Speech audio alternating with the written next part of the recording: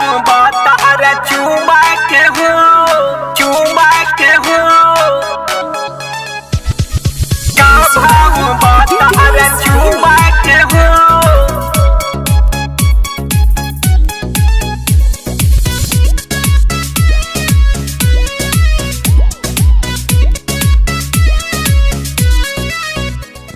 रसे रसे तोहरो जवानी बढ़ुए, छुई छुई हमरो जे मन बढ़ुए, मन बढ़ुए, मन बढ़ुए।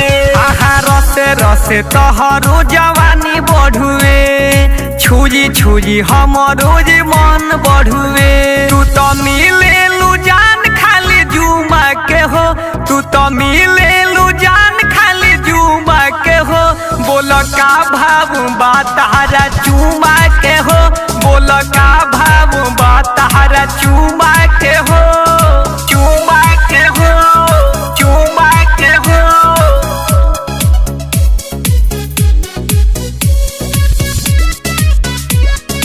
खुशबू रिकॉर्डिंग स्टूडियो कहला बिशनपुरा बाजार। मिक्स बाय इमाम बाबू।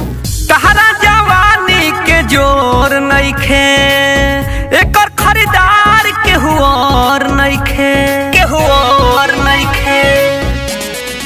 हाँ हाँ तहरा जवानी के जोर नइखे, एकर खरीदार केहू और नइखे। तू तो बोलेलू बात अजूबा के हो, तू तो बोलेलू बात अजूबा के हो। बोल का भाव बतारा चुमा के हो, बोल का भाव बतारा चुमा के हो, चुमा के हो, चुमा के हो।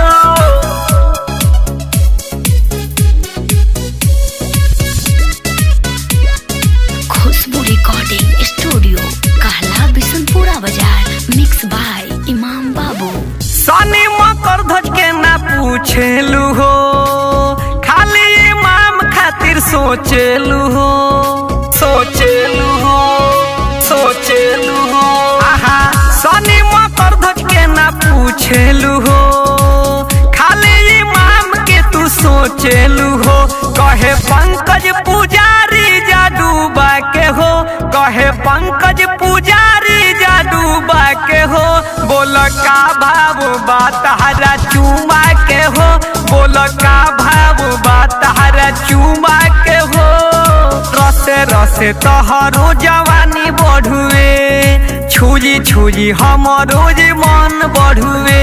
तू तो मिलेलू जान खाली जुमा के हो, तू तो मिलेलू जान खाली जुमा के हो। बोल का भाव बतारा चुमा के हो, बोल का भाव बतारा चुमा